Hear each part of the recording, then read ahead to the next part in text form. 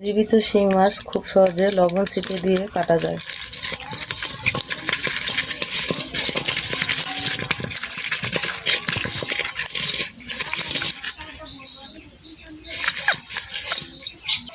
এই পদ্ধতিটা গ্রহণ করলে খুব সহজেই শিং মাছ কাটা যায়। মাছগুলো সব কেটে নিলাম।